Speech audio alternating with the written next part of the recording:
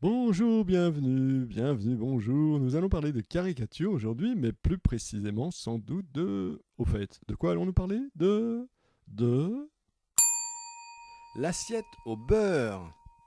L'assiette au beurre est un journal satirique français, sans doute le plus connu après Charlie Hebdo et le Canard enchaîné. Et pourtant, il a vécu à peine plus d'une dizaine d'années, et c'était il y a plus d'un siècle. La presse satirique naît dans la première moitié du XIXe siècle. Des journaux satiriques ont bien été fondés avant cette date, mais rarement accompagnés de dessins.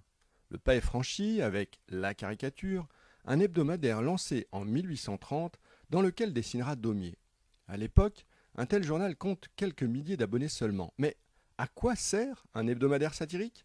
À en croire ses fondateurs, à faire rire bien sûr, à rire des puissants, à dénoncer les ridicules comme on disait alors, à défendre des idées également, pour changer le monde bien sûr. Le pouvoir, dirigé à l'époque par le roi Louis-Philippe, craint ces caricatures de sensibilité républicaine. Procès, condamnations, amendes se multiplient contre le journal, et même la prison pour certains dessinateurs de la caricature. Le journal satirique s'adapte à tous les régimes. Lorsque la censure fait rage, l'image railleuse prend des chemins de traverse. C'est la caricature de mœurs. Quand la liberté souffle de nouveau sur les crayons, chaque sensibilité politique dispose de son journal. Les républicains radicaux, les monarchistes, les socialistes également. Avec la loi de juillet 1881 qui libéralise le régime de la presse, une grande variété de journaux satiriques voit le jour, à Paris comme en province, mais également dans les colonies. Certains de ces journaux se spécialisent dans la gaudriole, c'est-à-dire dans l'humour déshabillé, tandis que d'autres se veulent plus littéraires ou encore s'amusent de la vie militaire, ou même pilonnent les curés.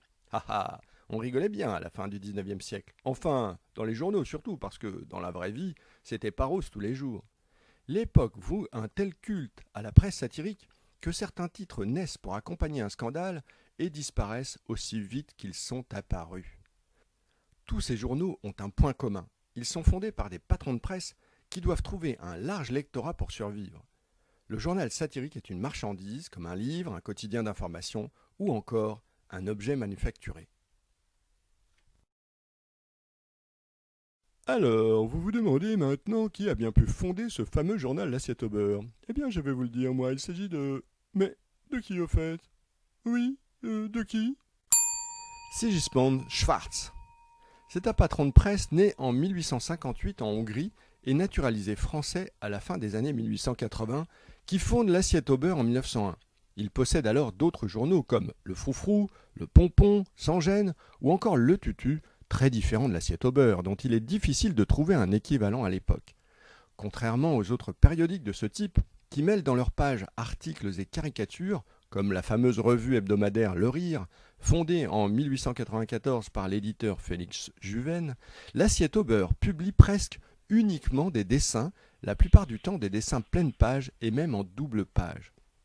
Schwartz écrira par exemple: J'ai l'intention de publier prochainement un journal hebdomadaire satirique illustré en couleurs qui parlera sous une forme très mordante, très cinglante de la vie sociale actuelle. Mais au fait, pourquoi l'assiette au beurre? Le titre d'un journal, c'est très important, c'est son identité. Il s'agit d'une expression largement présente à la fin du XIXe siècle qui permet de désigner un revenu lucratif ou une source de faveur plus ou moins licite. L'expression pourrait remonter au Moyen Âge, à une époque où le beurre était réservé à une élite. Au XIXe siècle, nombre de textes et d'images y font référence, et la revue traduit en dessin l'expression dans son premier numéro. Et pas seulement. Une république opulente et riche trône sur l'assiette au beurre, elle-même portée par le petit peuple. L'assiette au beurre symbolise les élites. Mais si nombre de journaux satiriques jusque-là comportaient 4 pages, avec un seul dessin en couverture comme l'Éclipse, la Lune, le Chambard socialiste ou encore le Grelot, l'Assiette au beurre offre chaque semaine 16 pages de dessins et des dessins en couleur qui plus est. La revue reproduit le travail de dessinateurs très différents et on ne s'étonnera donc pas d'y trouver des styles et des tonalités très divers. Certains numéros affichent une grande virulence politique, tandis que d'autres, avec des dessins humoristiques ou des caricatures de mœurs, nous semblent aujourd'hui bien plus fades. Beaucoup évoquent des problématiques de l'époque. Le poids de la religion catholique, l'alcool, la peine de mort, la condition ouvrière ou encore les violences policières. Le monde politique n'est pas épargné, notamment les parlementaires, ou les gouvernements qui se succèdent, sans oublier certains scandales qui touchent les élites, ou encore les présidents de la République. Certains numéros se constituent en galeries de portraits d'artistes, d'acteurs ou d'écrivains, d'autres évoquent le lointain, et pas seulement les souverains étrangers, mais aussi la colonisation, ou les tensions internationales, ainsi que le risque de guerre grandissant.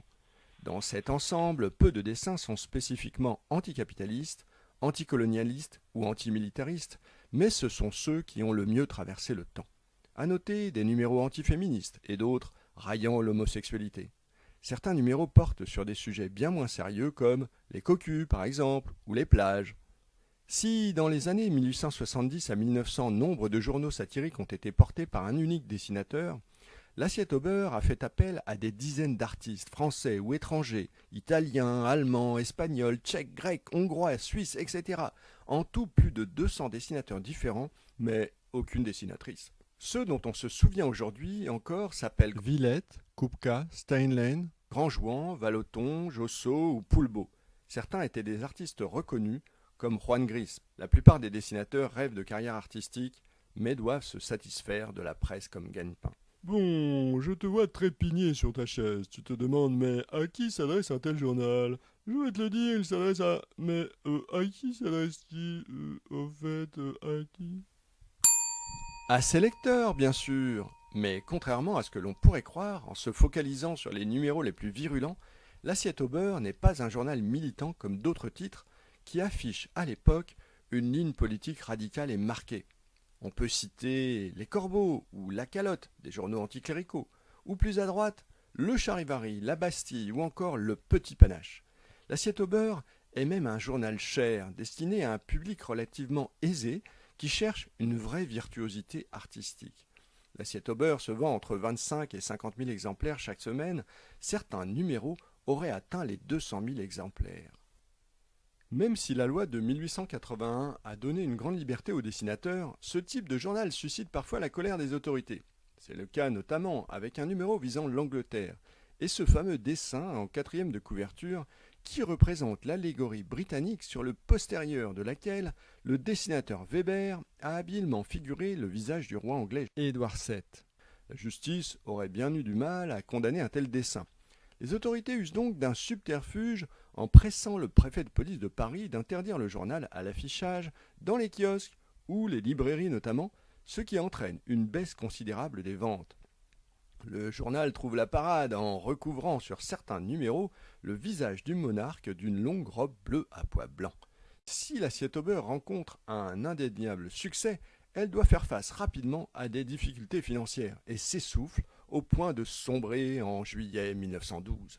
Pour un journal satirique français, 10 ans de longévité n'est pas si mal, même si le Charivari, fondé en 1832, perdurera au-delà de la Première Guerre mondiale, tandis que d'autres titres du XIXe siècle ont additionné les décennies. Avec ses 9800 dessins, oui, 9800, l'Assiette au beurre témoigne d'une époque fascinée par l'image, une époque nourrie de polémiques politiques, une époque friande de caricatures et d'humour ou de dessins de mœurs, pour le meilleur comme pour le pire. Voilà, j'espère que cette causerie aura égayé ton esprit vif et curieux. Il me reste à te dire à bientôt pour un autre sujet. Mais lequel, au fait? Oui, lequel?